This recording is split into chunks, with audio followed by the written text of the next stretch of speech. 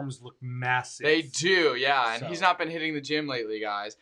They're just like that. So anyway, we actually had some camera technical difficulties, which I feel like has been the norm for. It would not be an overtime production or podcast without camera difficulties. And it's funny because this is the first one of 2021, so hopefully this year we'll figure this stuff out. But we're so glad you guys are tuning in. Thanks for hanging out Overtime. If this is your first time with us, or if you've been with us, you kind of know the drill. Overtime is really kind of overtime of the Sunday service. So today we're going a bit more in depth. Ben's going to dive a bit more deeper into what he talked about this weekend, about the message. And so this is when we get to answer your questions and kind of delve a bit more deeply into what we work through. But before we jump into that, which we're super excited about, let me just make sure that is working there. Before we jump into that, what we wanted to do is just kind of catch you guys up on what is coming up at the CLC. First thing we wanted to mention is the time is here. The Big Yellow Mug is open once again. I walked in yesterday. I didn't know if it was open or not. And I walked in and I saw the sign in the parking lot that said open. And my heart rejoiced. It was wonderful. So if you want coffee, if you want to see some good people, come join us. Get some coffee at the Big Yellow Mug. It's open from, is it 8 to 12? 8 to 12, yeah. 8 to 12. Monday through Friday. Yeah. Monday to Friday, 8 to 12. You can come get customized drinks, coffee. You can see some faces. We do ask that you bring your mask, of course. When you walk around Meander, we ask that people wear their masks. But once you are settled at a wonderful table like this with your coffee, you can go ahead and remove it. I've never seen someone to try and drink coffee through their mask. Might be interesting to see that, but I've done that. I put stuff up to my mouth, and be like, oh, you spill it all over yourself, and your mask looks gross. The cup, but it was okay. Oh yeah. So don't do that. But we do invite you to come on out, join us at the Big Yellow Mug from 8 to 12. Every day of the week, and get some really, really wonderful coffee and see some great snacks, some delicious muffins. Actually, I have to stay away from those sometimes because I eat so many of them. So anyway, that's our first thing. The second thing we wanted to mention is that this weekend we get to start a new series called Happy Strife, Happy Life, which is a really catchy title. We were actually just in staff, and Josh was kind of going over some of the vision for the series, and let me tell you what, I'm really excited about it. I think it's very perfect for the timing of, hey, we're in this new year, but does that mean our problems go away? Not necessarily, but there is ways that we can encounter God in the middle of all this stuff. So if you identify with any of that, or if you don't, we invite you to join us this Sunday online in the parking lot or right here in the church building for this new series. It's going to be really, really awesome. And what's cool about that series is that we'll be jumping back into, so if you were here this past weekend, as we started 2021, kind of paused our Luke series that we've been on for, gosh, I don't even know, 25, 26 weeks. It's been a while, dude. We've kind of changed the title a couple times because we're still in the book of Luke, but just kind of a little bit of a different focus. Yeah. So we paused that series, but we're going to be jumping back into the book of Luke and continuing on in that. Yes. So we encourage you to be a part of it. Like, I think that there's so many truths that we can learn from Luke and from the gospel, looking at the life of Jesus and his ministry that applies to our lives. So so again, that's this weekend. You can join 3 ways, whether online like you're doing right now, or you go to our clcfamily.church/live.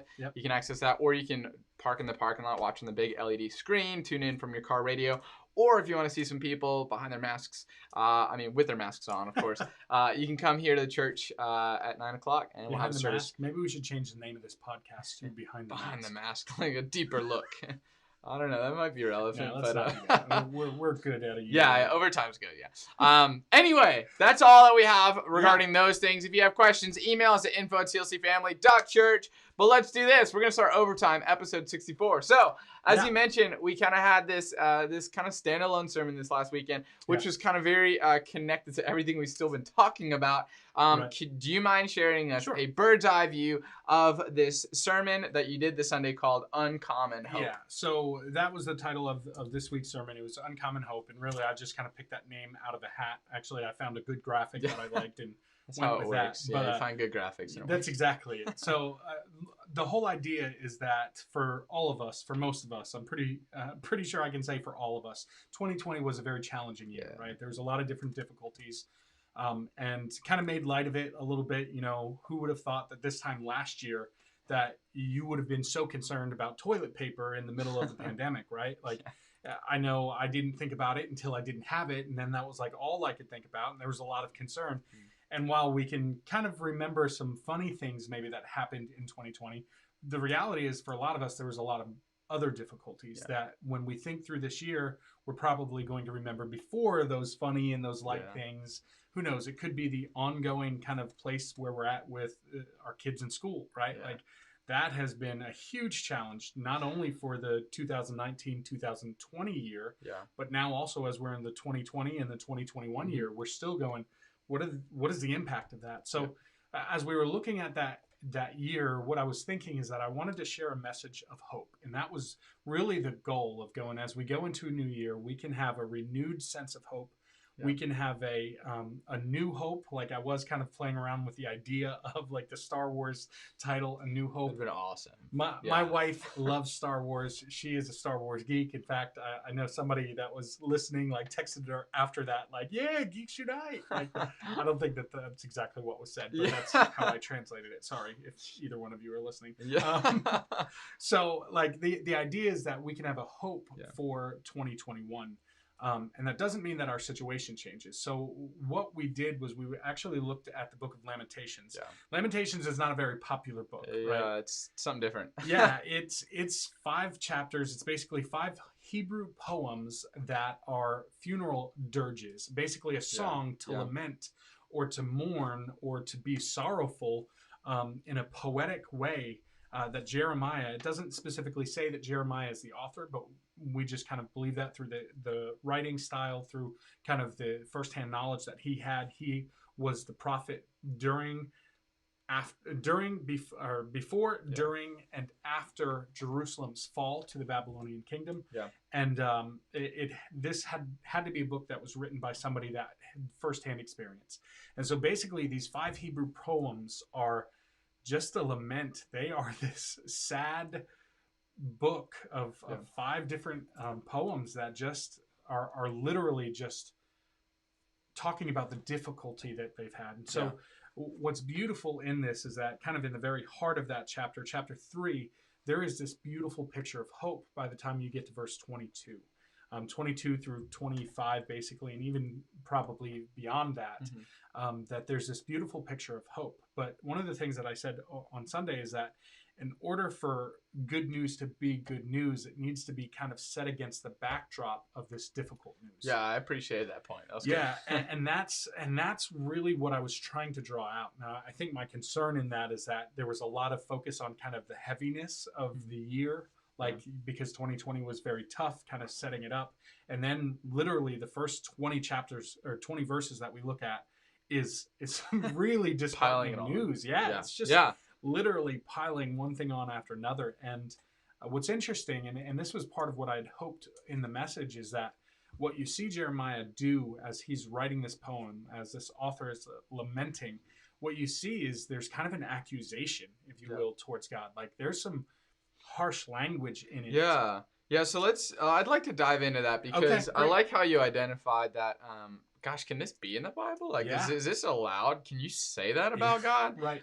Because some of the things were pretty severe and heavy accusations, which I don't know if you want to say those things to God, because he can hear you. And, what do you do with that, right? And I grew up in a home where it was like, you're not disrespectful. Like that was one of the things that my dad would not be cool with at any point. It doesn't matter the situation. So it seems even like as he's writing it, it's like, hey, isn't that a little disrespectful to the God of the universe? Yes. So we have to there's almost a process of as you kind of walked us through this passage, we have to reconcile what we expect the Bible to be and how we expect the Bible to act, but then how it is acting in this moment. And in Lamentations, Jeremiah, the author, jumps into it. And so he's head first into it. Yeah. Like, he's not holding back. Yeah. And so there's just 20, you mentioned the 20 verses that kind of just dive in. So can you paint a bigger picture for us, like what exactly is happening and what would cause him to do this? For sure. Because that's pretty intense. Yeah. And this all is kind of centered around the destruction of Jerusalem. Yeah. So where we are in kind of Israel's history is that God has a chosen people, the Israelites. This is a real quick 400-year history or more.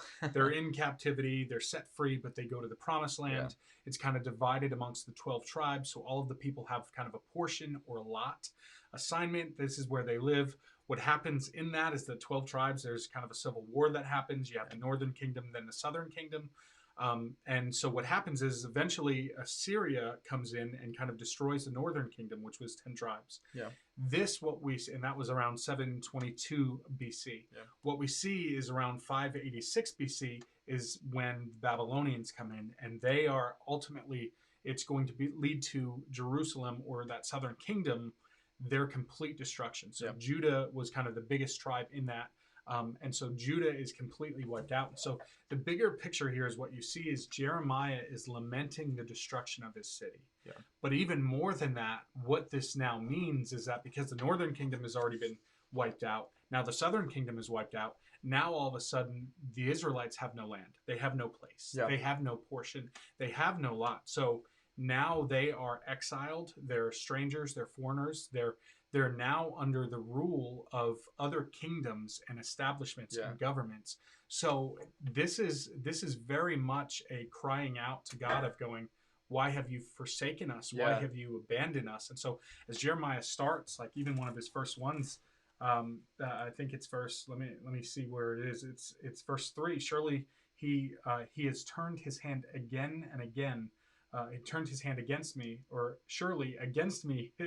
Turns his hand again and again the whole day long. So Jeremiah is painting a picture of going, this isn't just like, okay, God did this and there's judgment, but there's a steady, firm hand of discipline that is on the Israelites at this time. And so that is what Jeremiah is really lamenting, is all of this history, which he had seen and heard of, because again, he was God's prophet. Yeah. So before this discipline, this destruction comes, Jeremiah was speaking to the people on behalf of God, saying, hey, we have to change what we're doing. Otherwise, this is going to be the demise. Like, God will turn from his people. And so he's prophesying before it. He's prophesying during it. He receives a lot of persecution because of that. Yeah. And then he's even God's prophet afterwards. And we see that's where he would most likely penned Lamentations. So I noticed that it's super interesting, because I feel like in these big events, like I know they probably, like big events like this, they trust that God made a promise to them that they would be an established nation. And maybe in this moment they realize, is God not following through with this promise, right? And so there's always this process of interpreting our God in this moment. I think in any situation, like, we learn a bit more about ourselves, but we also learn more about God. Yeah. And so do we see this process of, and I'm just kind of asking, this is my own personal question.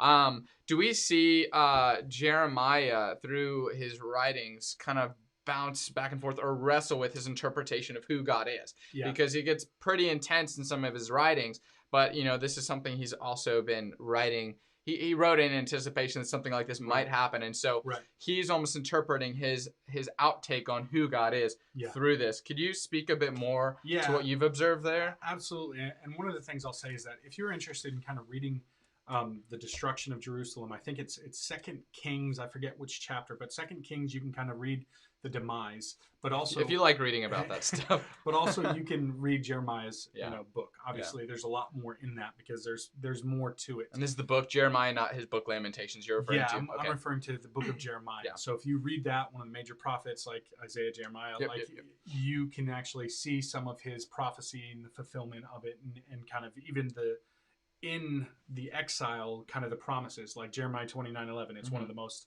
popular graduation verses ever. I know the plans I have for you, declares the Lord. Plans to prosper, to bless you, and to prosper you for good, not for harm. It's everybody loves that verse, but it's spoken to a people that are in exile that just had their city destroyed. That's some tough stuff that I don't even know if they heard in that moment. For sure. So that's kind of the history that you could read if you want to. And what you see ultimately, and this is kind of paint the full picture, and I'm not sure how well I did this on Sunday, but what you see is in Jeremiah's very desperate pleas is ultimately where he finds hope.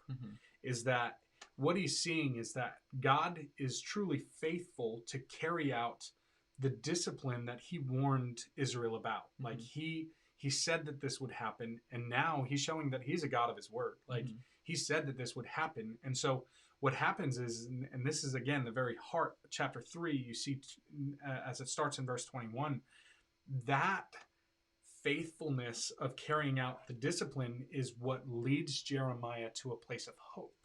because what he's seeing is he's going, not only is God faithful to carry out the discipline that he said he would do, but if God has promised good things and he's promised to be there and to not forsake us, well, then he's going to carry that through as well. So, even in the Bible Project video on Sunday, we watched a Bible Project video that really kind of gives an overlay of Lamentations. Even if you didn't watch the sermon, I mean, you could Google if the Bible Project and Lamentations. It's about a 7-minute video, but they use the word that promised hope, like his desperation becomes the seedbed of God's faithfulness, like seeing that God is faithful to his word, not just in discipline, but also in mercy and in love. And so that's kind of the turning point, if you will, is that Jeremiah recognizes that, man, this is really tough. This is really difficult. Like, it seems like God is disciplining me. The verbiage that he uses, and I'm not sure if we'll jump into the specific verbiage or not, like whatever we want to do with that. But the verbiage that he uses is like, man, God is like an angry bear. Yeah, I was going to ask about that. Tear me apart. Yeah. Like a lion waiting to pounce. Like, yeah, so I was going to ask about that. I feel like in some ways he crosses the line because, I mean, loosely, Jeremiah seems to be calling God a murderer. Like, you're murdering, you're killing me. I think it's safe to say that he is. Yeah, and so Jeremiah's just seen that. Like, so what do we what do we learn from that though? So like, if Jeremiah can write this and then it's added to the Bible and this. What and maybe I'm jumping ahead here, but could you actually read that verse for us? What exactly Jeremiah says? Because it's pretty intense, guys. And this for me, and if you're listening, on some level, this is a little bit of a repeating of what we talked about on Sunday. But verse 10 and 11 is where it kind of gets my attention. Like, I feel like the first time reading through, and what I try and do is whenever I'm preaching out, I want to read a passage over and over and just see what stands out to me. But the first time reading it through, this is what, like, 10 and 11, I'm like, ooh. I joked about it on Sunday. Like, we have a lot of songs that talk about the attributes of God and how good God is and how awesome and mighty he is. And even some songs that talk about God as a mighty lion. Yeah. Like, we had a verse in one of the songs on Sunday that talked about God as a lion, but it's never like a lion that's ready to kill me. Yeah. Like, it's always like you're powerful and strong, majestic, mighty, right? majestic, but it's never like you're majestic and you're angry at me. So verse 10 and 11 says this: he is a bear lying in wait for me, a lion in hiding. He turned aside my steps and tore me to pieces. He has made me desolate. And then even the kind of the picture changes then in 12 through 14. He said he bent his bow and set me as a target for his arrows. Yeah. Like, Jeremiah is literally saying God has targeted me. Now, when Jeremiah says this, I think it's twofold. I think he's probably feeling that way about himself, but he's also speaking for the nation of Israel. Yeah. God has targeted me, like me as an individual, but me as all of these people. And they were probably familiar with being targeted, because if Babylon took them over at the hands of war, they were probably targeted by arrows. And it wasn't just a overnight thing. This wasn't like 1 week, they were doing their own thing, but the next week, then they were captured. Yeah. This was a slow and steady process. Like, meticulous taking over. This was everything. Babylon 2 years. It was a 2-year siege where Babylon just kind of slowly and methodically wiped through all of Judah. Like, town after town falls.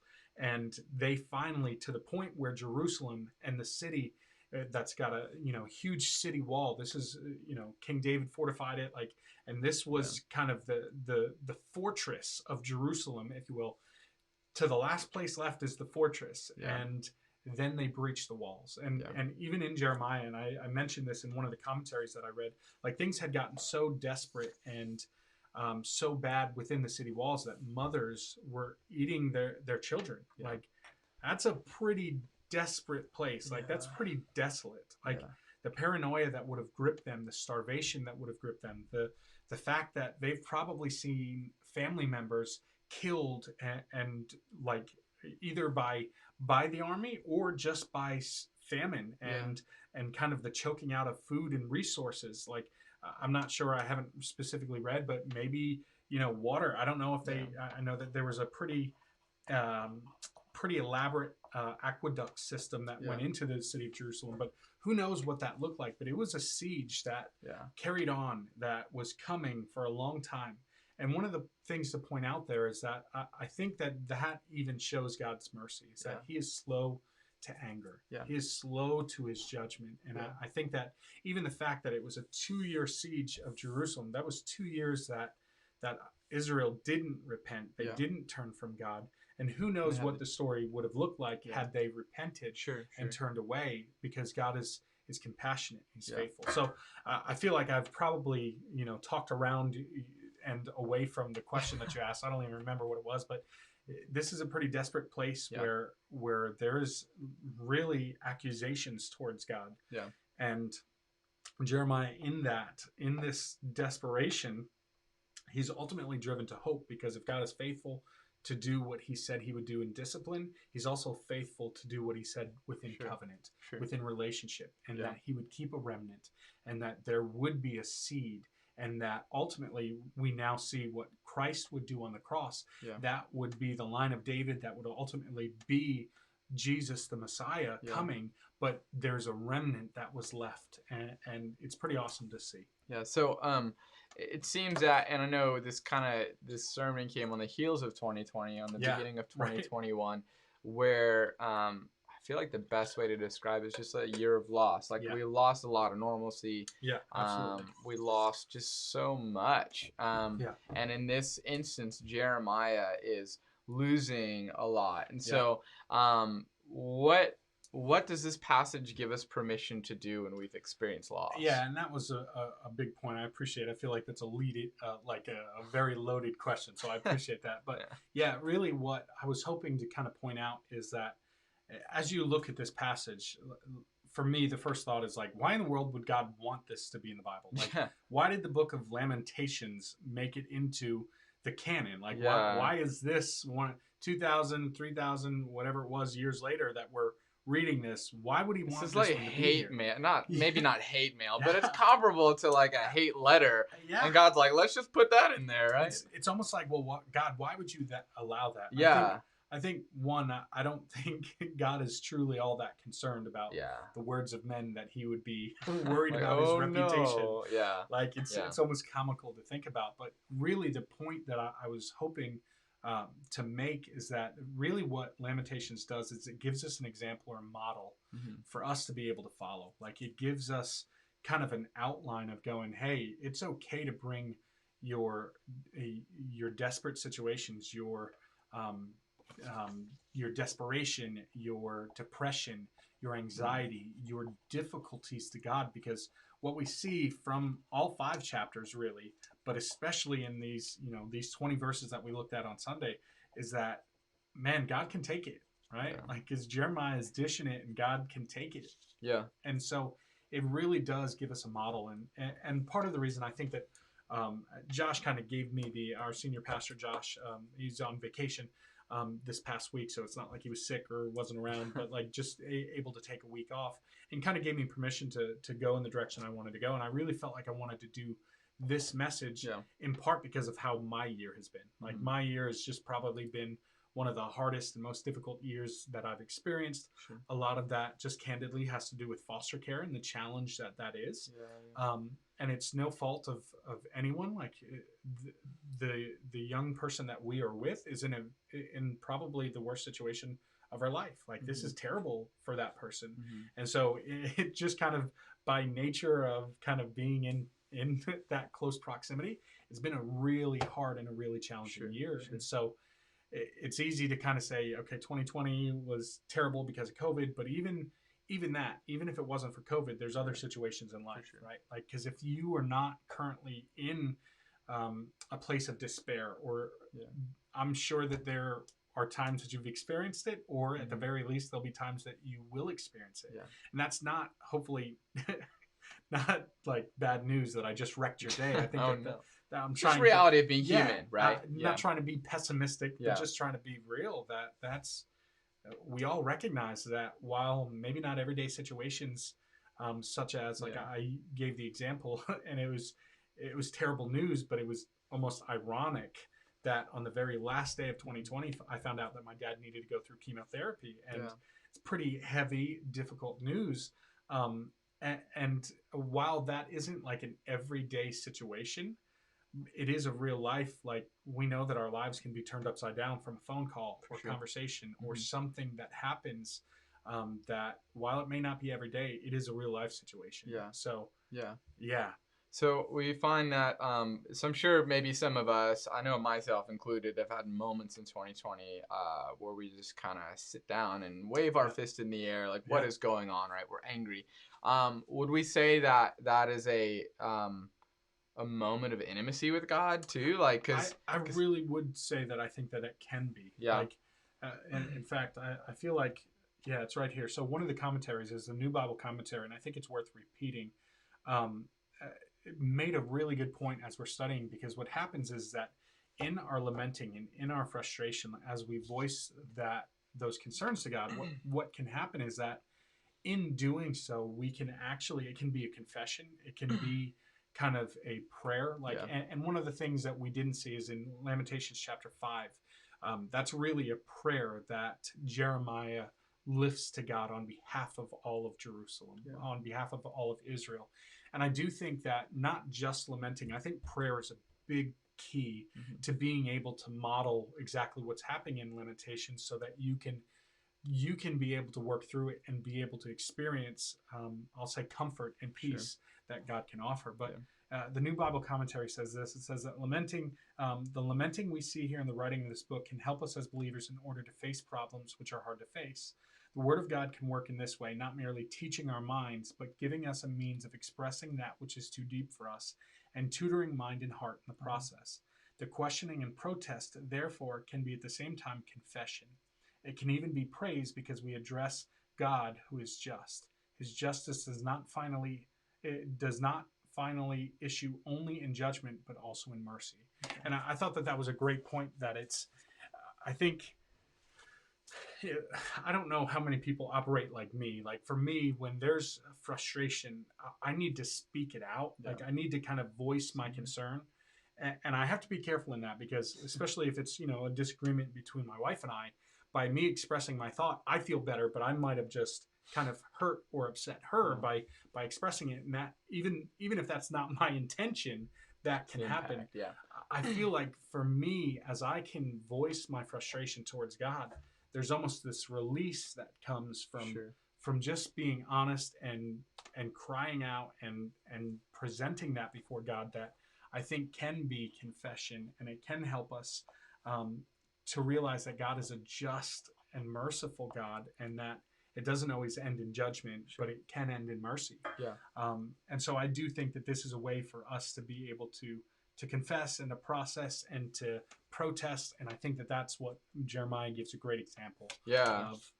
A very honest example. And so, for sure.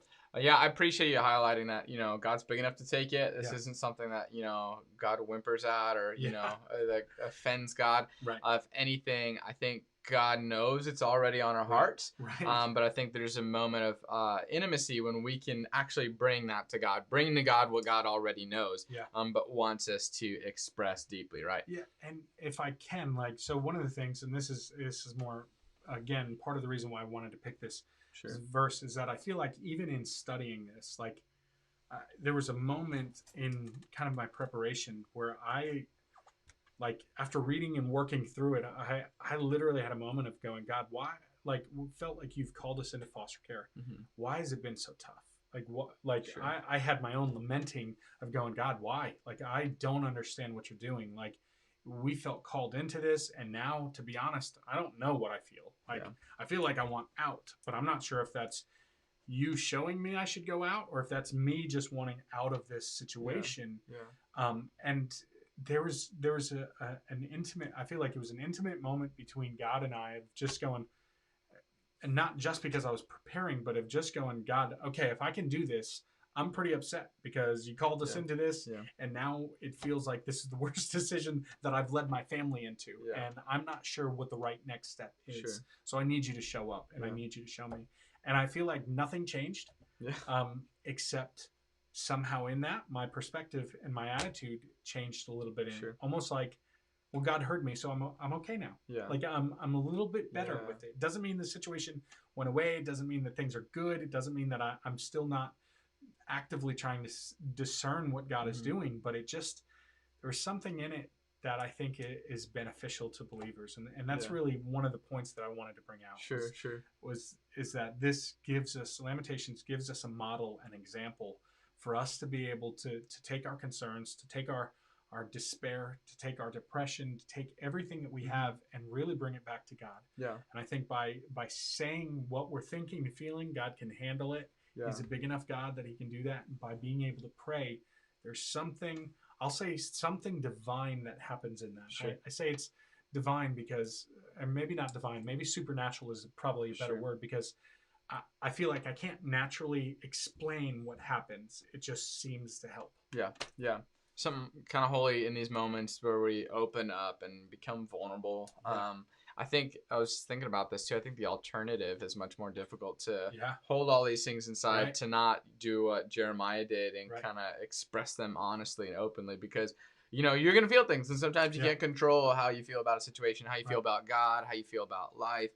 However, kind of sharing that with, in this case, with community, with him writing it down, but then also with God is really beneficial. And I do think it's important to say that that emotions make for a terrible engine, but for a great caboose. Like God gave us our emotions and our feelings. That's a cool metaphor. Like we can feel what we feel, and that's completely okay. And that's not my metaphor. I stole that from somebody. I was gonna say definitely Ben didn't write that. Yeah, I definitely didn't do that. I don't even know where I stole it from.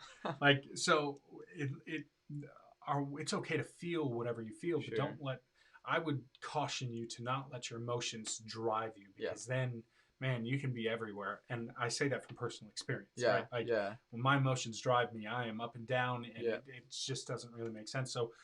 So I thought whenever I heard that was a good picture of going, okay, let your emotions be the caboose and not the engine. Yeah. And then it made me think of a quote by Martin Luther, not the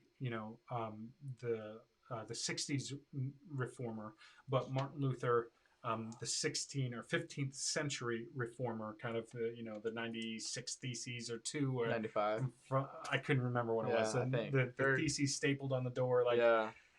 Basically, he said, the quote is, you can't keep birds from flying over your head, but you can keep them from building a nest in your hair. Right? Like, I think that the truth is that you will have feelings, you will have thoughts, and you can't necessarily stop those feelings. You can't necessarily stop those thoughts. Yeah.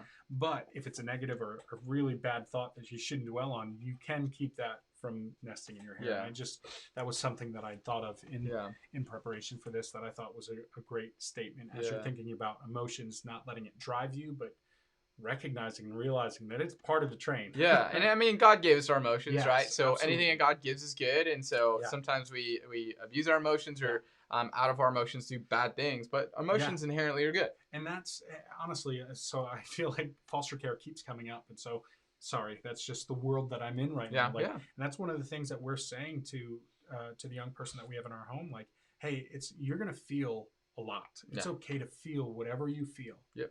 However, in that, like, it's when they respond negatively, like, you're going to feel whatever you feel, and your feelings are okay. But the way that you respond to your feelings, you will be accountable for. And that's important, because we have a young person in our house that, like, you can feel upset, but you start, like, throwing things around, and there's going to be consequences. Like, things are going to break. Like, there's going to be, a removal of privileges. Like, that's just the nature of the world that we live in.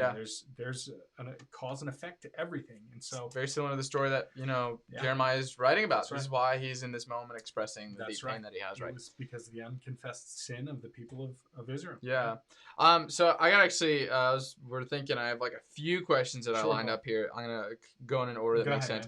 The next question is, okay, so it's 25 verses. Not all of them are as dark and grim as it starts. Can you help us understand how it is that Jeremiah decides to wrap up this passage? And then from there, I got a couple other points. And I think it is probably important to note. I feel like for time's sake, I ended at verse 25, but really, chapter 3 has 66 full verses, like, that you could read, and there's kind of a more explanation that he goes into. But really, I feel like this if you're going to have a coffee mug verse, like, it's found in the 21 to 25 area, just talking about hope and steadfast love. Like, that's where I really wanted to kind of park. And what happens is kind of this change. And in my mind, I wonder if there's time that's passed between verse 20 and verse 21, because that was an interesting thought. I didn't even think about that before. I don't know. That's just pure speculation on my part, but I feel like when I'm pretty emotional, I need just a little bit of cooling off time, like to just like process. Feel you there. And what's interesting is that in 21, basically what happens is that it says this, Lamentations 3:21, but this I call to mind, and therefore I have hope. And what's interesting is that the verbiage in the vernacular used here, but this I call to mind. Yeah. There's an intentionality to that verse. Like, it's not, hey, I just was going along life, but he goes, but this I choose to remember. Yeah. But this is what I recall. Like, and because I recall this, I then have hope. Yeah. So there is this, I would say, a switch, and I used kind of the expression that it's like the scene changes and the music fades from like ominous to like things start to get bright and cheery. Like, the sun comes out. Yeah. So it like it's a complete change by him going, hey, but this I recall to mind, and therefore I have hope. And then he goes into probably the definite coffee cup verse, is that the steadfast love of the Lord never ceases. His mercies never come to an end. They are new every morning. Great is your faithfulness. And so in the midst of despair, in the midst of, just a couple verses ago, he says he's lost hope in the Lord. He goes, but this I call to mind. This I remember. This I intentionally think of. And because I think of this, I now have hope again. Yeah. And that's where I feel like that title, Uncommon Hope, fits in so beautifully, of going, in the midst of a hopeless despair, there is hope. And that's where Jeremiah kind of feels it and senses it, that it's like, man, it's pretty bad. Yeah. But in the midst of this, God is steadfast, meaning unchanging. Like, he is constant, he's continual. The example that I can think of is kind of like the waves. Like, if you go to the ocean, there's always waves, right? Mm-hmm. Sometimes low tide, high tide, it's coming in and out, but the waves are still crashing. Yeah. They might be smaller, they might be bigger. Like, storms come, now all of a sudden there's massive waves. Yeah. But there is constant waves. And in the same way that the waves are always coming, they're always crashing onto the shore, God's love is always crashing into our lives. It's always washing over us. It's always there. His mercies are new every single morning. It's not once a week. It's not, just once a day. It's new every morning, but it's continuous, constantly there. So it's like a barrage that never stops. Yeah, it is. And that's reassuring, at least for me. Going, man, God does love it. And the point that is being made by a lot of different commentaries, if you read through it, is that God's love and compassion triumphs in this moment over his discipline, because that's just what it is. Like, discipline, I think that we don't always have the proper view of. I think that God disciplines those he loves as a father, the son he delights in, right? That's a scripture verse in Proverbs, and discipline has its benefits, right? Mm-hmm. Like, if you truly love a child, there is a level of discipline that needs to happen. Otherwise, if a child just does whatever they want, whenever they want, however they want, what is it going to look like when they're older, right? Like, someone who does whatever they want. Whenever they want. And most likely, if they don't want to work and they've just never felt like they had to work and they don't know what responsibility is, how in the world will that child, who's now a grown person but still a child, like, how will they hold a job? Like, so discipline is a necessary part of love. And so that's what God is ultimately doing to the nation of Israel. He's disciplining, but it's crazy because we don't think about it. It's because he loves his children. Yeah. He's disciplining. And so this discipline would fulfill his purpose, but ultimately God's compassion and love triumphs over even the discipline, because once it's served its purpose, it's done, and his love is continuous. Yeah. Discipline is kind of fleeting, like in the sense that discipline will last for however long it needs to last, determined by God. Yeah. In the case of Jerusalem, I think it was 70 years or... about that. I think it was in Jeremiah. Yeah, so it lasted for about 70 years, but then it was finished, and his steadfast love and compassion was continuous. Yeah. Let me just recap real quick, just to make sure. Dude, No, I'm you're just good. everywhere. So. No, this is great. I'll have two more questions, but before we kind of move on in that direction, more of maybe a response on our part. Wanted to clarify. So it seems here that Jeremiah in this passage of Lamentations is endorsing two and inviting us to do two things. One, be honest, be brutally honest with God. Sure. Like he can handle it. It's healthy to not carry the weight of that grief and the burden by yourself. So be open and honest about God. Yeah. That's the first thing. It can only be done appropriately though when we also do the second thing, which is to recall the promises of God and allow that to still provide perspective in the middle of the grief. Am I understanding that correctly about the passage? Okay. I think that it would be absolutely safe to say is that he's recalling it. But even that, like, what's interesting is the way that chapter 5 ends. Yeah. It's basically, and this was again in the Bible Project video. It's like the question becomes like, God, have you abandoned us? Unless it's kind of ends on a cliffhanger. Like, God, have you abandoned us? And there's no real resolute answer. Yeah. It's like, unless you've abandoned us. Yeah. The end. Which leads really well into the next question, because it seems like I like how the Bible Project people said it. They said that the book ends abruptly without a resolve. And in some ways, like our grief and our loss in life may not be fully resolved. Like we may experience the weight of that. And that's just a part of the normal reality of living in a really broken world. And so I want to ask this question on behalf of any viewers who might be experiencing this. Sometimes, as we know, grief comes in waves and it ebbs and flows. Some seasons are great, some are not, and it's just really unpredictable. I'll read what I wrote. Grieving naturally can be a long, complex process. I know you said he arrived at this place of hope, perhaps immediately or maybe over time. Yeah. How do we continue to come back to hope when the feelings of grief continue to come back to us? Because there are moments where we might feel hopeful, but then what about tomorrow when I'm reminded of my grief? What do we do then? So I would say, and this is my fear is that this is like the pat Christian answer, and that's I want to be a little bit deeper, a little bit better than that. But I would say his mercies are new every morning. So if you wake up tomorrow morning and you're overwhelmed with grief, God can handle it. Yeah. I would say that because the reality of that is that to a parent who's lost a child, and on some level, I don't know if you ever get over that. Yeah. Right? Like, how would you get over that? Like, to think that one day, I'll just be fine with it. Mm-hmm. Like, man, I don't think I could say that, because I think what that does is that changes things for you, right? Like, there will always be, at the very least, memories that you're carrying with. Absolutely. Like there is. So I don't think it's like this accomplishment to go, okay, I'm just trying to work through it and get over it. Like, I don't think that's it at all. I think that those things, in fact, it makes me think of where we're going in this next series. Is that without going into too much detail, like as Josh talks about, our difficulty is kind of a doorway. Like, it provides a way of change that we can walk through. And so I really encourage you to be a part of that series. So I don't want to try and steal his concept or idea and then completely destroy it here on Overtime. And like, so, but I think grief is something that I don't know if you get over it. Like, I think that you carry those memories and those, I'll say those feelings and that sense of loss, probably the rest of your life. Absolutely. Yeah. Like, I don't know how you just work through it. So I would say that if you wake up, and how do you return to it? What I would say is I would do what Jeremiah is modeling, like bring that again before God, like continuously, like, because his mercies are new every morning.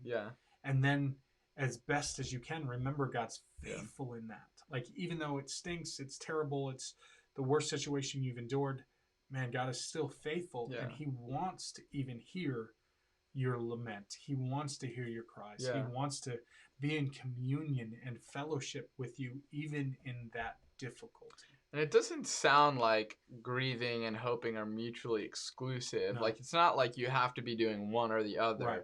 It appears that from Jeremiah's perspective, that you can do both at the same time. Right. And it may take some practice, of course, and it's not going to be easy, but it can happen. Yeah. Okay. I feel like I've used this example before. So my wife and I had experienced a miscarriage in 2018. And it was singularly the worst experience, and yet in a weird way the best experience that we'd ever gone through because we felt God's presence. Like the situation was not good. It wasn't fun. It wasn't ideal. It wasn't what we wanted to walk through. Yet there is a beauty in that season because God was so present. He was very clearly there and at work, and his peace just was overwhelming in the midst of that season. Like I feel like I'm getting a little bit emotional and trying to hold that back even as I'm recalling it, because it was both the best, and like it's so weird to say that it was the worst and the best season of my life, because man, God showed up in a way that I feel like I very rarely felt his peace except for the midst of that turmoil and that heartache. That man, we knew that God was present, and it was terrible. Yeah. But yet God was still good. And so that's why I say that I don't think that my wife and I are ever going to be at a place where we're like, oh yeah, it's no big deal. Yeah. It just happened. Significant, right? It's significant, right? Yeah. So yeah, I think that answered the question. So I just got emotional. And that's what Jeremiah modeled for us really well, and I think we are more than welcome to follow in suit. So that was the question of going, how do you continuously return back to hope? Yeah. I would say continuously lament. Yeah. And honestly, I think that one of the things that you see also in Lamentations is that it's very clear that this wasn't in silence. This was grieving by themselves, right? This was the entire nation of Israel grieving. Yeah. Jeremiah was kind of the representative of all the people. Yeah. But he talks about all the fathers and mothers and like all of the different people groups that would have been affected. And I would encourage you in that to be involved in community as well, because there's something that happens again in community that allows you to grieve and to walk through things that it seems like you wouldn't be able to do alone. Again, going back to 2018, I feel like, man, we had a great community behind us, and we knew that. And we felt the support of them, and that helped us in the grieving and the difficulty. So I think that Lamentations, the book as a whole, gives an example of not just, let me keep this to myself and keep it within, and I'm going to cry out to God, but I'm not going to also share that with others. No, Jeremiah paints a picture of he's grieving for the entire nation of Israel, and here's all these people groups that are also grieving as well. Yeah, that's good. A lot to take away from that. I have one more kind of question, maybe a heavier question. So it appears, and I do feel like, before you ask that question, I do feel like this just the topic of it, and this was as I was working through the material, I knew that it was heavy, and I was trying to not be too heavy and really focus on the hope. Yeah. My goal is that that's what you hear more than anything, is how you can have hope, or an uncommon hope, or a hope in a hopeless situation, is that we can recall God's faithfulness. We can recall his love, his compassion, and even when it's something like he's disciplining us, he's still good, he's still faithful, he's still steadfast. Sure. So please, I want you to ask your question, but there's hope. Yeah. So, and I think, as you mentioned earlier, to understand the weight of the hope, it's best to understand the weight of the brokenness. And in some ways, we understand how good the hope is when we understand how dire the circumstances are. So I appreciated you saying that. My last question, because I know some people might be thinking this, they look at the story of the Israelites who had just been blatantly disregarding what it is that God invited them to. What about those who perhaps, they've been journeying in the faith and doing their best to stay, to journey well, per se? Someone who might lose a family member in a car accident, or, something that's unexpected, something that's just totally out of the blue. That creates a lot of grief. I guess trying to compare those situations to the story of Israel, because they had warnings, and Jeremiah was like God's mouthpiece, saying this is gonna happen if we don't shape up. So there's that kind of, that, as you mentioned, the discipline following the instruction that was disobeyed, and that discipline brings about a natural grief. Now, what about maybe some of us who are experiencing significant grief, and we're like, hey, I'm in the middle of this, but did I wrong God? Did I do anything? How do we kind of reconcile our thoughts of, I'm experiencing grief and pain, but But I don't know if it's in response to, like, you know, kind of wrestling with, did God do this? This is the Yeah, problem of right, pain, right? That we right. always come back to. Did God do this? Why did God do Yeah, this? Like, right. how am I navigating that? So I guess all of that to say, how do we work through maybe for some of us watching our experiences of grief that we don't necessarily tie to any you know, anything Specific in our instance, faith yeah. perhaps. And I do think, like, you bring up a really good thought, and maybe I even at one point thought, man, I should maybe cover that, but I just felt like time. I probably didn't That's have why we enough got time. overtime. Yeah. So I think that in this specific instance, it was exactly that scenario where Jerusalem had been warned, Israel Yeah. had been warned, like, and it was from disobedience that this happens. Yeah. But we cannot apply that same scenario to everything that happens in life. So I think that we have to be cautious of, if something happens, like a miscarriage, like, you can't go, what did I do? What is God upset at me about? The reality is we live in a broken world, like, and things happen. It doesn't mean that God caused it, but on some level, God did allow it. Sure. On a level like that. Yeah. And that's really a deep theological question to wrestle with. And I think that's where this morning, like, I imagine that Jeremiah, like, even though he knew it was coming, he's still asking, well, why? Yeah. Like, why did God turn his hand again and again and again on me? So I think that as believers, we have to be cautious to not go, hey, this is because God's angry at me, or this is a situation that, man, I knew I should have not looked at that thing because I did that and this happened. Like, it's not that simple. Like, it's not like, okay, that's a situation. I think that we live in a broken and a fallen world, that sometimes stuff happens, not because of us, but because we live in a broken world. Like, the choices of somebody else can impact us. Like, I think of, a young person who's been abused, right? It's not necessarily the choices or the actions, the attitudes, or the consequences of that young person. It could be because the parent was upset, because maybe the parent was abused. Like, there's levels of hurt. So I think that it's important to just understand and realize that we live in a broken world, and just because something has happened to us doesn't mean that God is punishing us, or it's always discipline. Sometimes it's just the reality of the world that we live in. I think that that's an important thing for us to note and to understand. But even in that, God's compassion and his steadfast love is there. Yeah. It's never ending, steadfast. So I feel like I would say that whether it's you see kind of the hardship and the heartache coming. So I gave the example again of my dad doing chemo. Like, in my mind, the year 2021 is going to be very challenging. It's going to be very difficult because I feel like I can foresee to some degree. I'm not, my crystal ball's broken. Like, I can foresee the challenges that will take place. But if I was to be in a car accident tomorrow, I didn't foresee that. Like, I think the reality is that what this model is in Lamentations applies in both instances. Yeah. Whether it's foreseen, like, you have a heads up or an understanding, or whether it's just spontaneous, it just happened and I'm shocked by it. There's a shock there that obviously it adds probably to that grief. Or that maybe grief is too big of a word, but it adds to the challenge or the difficulty of that season.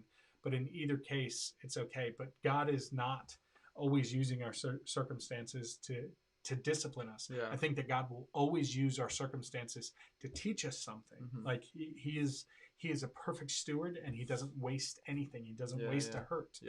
Pastor Jeff Lample, the former pastor of this church, used to say that all the time, right? Like, God doesn't waste a hurt. So I think that God can use all things, but it doesn't mean that he is causing everything. I think sometimes that's just the world that we live in. Yeah. It's almost like we're experiencing the collateral damage of just a messy, broken world. Yeah, that's good. Man, I think that's all the questions I have. I guess, what is there anything you would like to leave with those joining us? Maybe it's a word of encouragement, or whatever you'd like to share. Yeah, there was two things that I kind of left out of. Well, one thing that I left out of my notes that I thought was interesting, and it was just kind of in my study. It didn't really go with what I needed, but just kind of the importance or the significance in that time of what temples within a city kind of signified for those people. And this was, it's the New King James Version Chronological Study Bible. It was page 813 for anybody that has it. 813. But this is what they said that I just thought was pretty fascinating. Like, I feel like it was a pretty cool historical piece and gave a little bit more background, but didn't necessarily need to be in the message. And this is what it said. It said, temples were the focal point of civil life and the target for invaders. The patron deities of the city were believed to dwell in temples. Festivals were held outside of temples, and valuables were deposited in them. They were the earliest forms of banks. For invaders, the capture of a central temple served several purposes, not the least of which was obtaining the wealth stored there. To take the temple was to show that the gods of the city, and this is both like, obviously this has to do with like not real gods, but the idols and those that were worshipped in those times. But it showed that gods of that city had chosen the conquerors over the local inhabitants. And it even applies in this case because what we see is that God, the one true God, allowed Babylon to come in. Yeah. So he allowed this to happen. It says this meant that the conquerors were now the legitimate rulers of the people, land, and any possessions. The burning of the central temple was a declaration of unconditional surrender. Only if the gods of the city had abandoned that city to its fate would they allow their home to be destroyed. The captors were understood to have free reign with the city and its populace. The defeated city had no gods to whom they might appeal for mercy and no hope for a chance in their fate. Their gods were believed to have moved to the capital of their victors, where they became patrons of the king of that city. The Book of Lamentations says the same thing about Nebuchadnezzar II burning Jerusalem and its temple in 586 BC. Yahweh himself had become Judah's enemy, and that's Lamentations 2:5, and destroyed his own temple, his tabernacle, and the place of assembly, Lamentations 2:6. With Yahweh's permission, Judah's enemy now had made a noise in the house of the Lord, and that's referencing Lamentations 2:7. Yeah. So I thought that was just an interesting point, that it's like, it's very true that God allowed this to happen in this case. Yeah. I think that shows like the significance of what they lost, because the temple was everything to them, and I think if that's gone, then I'd be surprised if no one blamed God. Like this was your promise to us to follow through, to be our God, to establish us as a nation, and the one thing that enables us to do that is gone. So it was literally the center of their life, especially as this is what set them apart, is their customs and the laws that they had that they followed. And now all of a sudden that was gone, and it was completely removed, and so to some level their identity had been lost as well. But what's weird is that it was maybe not weird, that's maybe not the right word, but they knew that it was coming, yet still chose to do that. And I think that we do the same thing in our lives. Oh, easily. Yeah. We just choose to walk away. And then the last thing that I'll just say as we kind of wrap up is that what I think is really important is the biblical definition of hope as well. Like, I think when we say hope, what we really mean is wish. Like, I hope that I get this for Christmas, or I hope that this happens. That the Eagles finally win a game. Yeah, and what we're saying is that what it is that we're actually wishing. Yeah. And the significance of that is that based on my desire and my ability to like wish really hard, like it's contingent upon. Yeah. Yet the biblical definition of hope is a confident expectation in the promises of God. And what's so amazing in that is that the biblical definition of hope isn't based on me. It's based on God and his faithfulness. And if we can look at his faithfulness throughout the years in every situation, we can have a confident expectation. We can truly hope. And so that's why I wanted to end the message by saying, I hope, and using that biblical definition, I have a confident expectation that the year 2021 will be the best year yet. Yeah. Doesn't mean that you won't have difficulty. It doesn't mean you won't have heartache. Doesn't mean that you won't get to the point of maybe feeling despair. Yeah. But there's a confident expectation based on God's faithfulness, his steadfast love, and his goodness that it will be a great year in spite of all of that. That's good. That's a great way to start 2021. So thanks so much for that. Thanks so much for taking us through what is a difficult passage, but what is a really, really important one. Because I know a lot of us are probably grieving, working through stuff across the board for about anything. And so if we could walk away with hope, with a constant expectation of what is to come, that's a pretty awesome thing. So Man, appreciate you. Yeah. Thanks so Thank you much guys for joining us. Yeah. I appreciate you for taking my usual spot. I took his role today. I'm actually sitting in the spot that my he chair. I usually came sits in. upstairs and was like, oh. Yeah, I definitely took that spot. So once again, we're starting a new series this weekend, so come on out. Happy Strife, Happy Life, which is maybe a continuation of what we've been working through the last couple of weeks and maybe months. So invite you to come out to that. And then again, if you want some good coffee, come to the Big Yellow Mug. You might even get to see our faces behind our masks. It's going to be awesome. So thanks for tuning in. And we'll see you guys next week. Thanks, guys. Take care. Bye.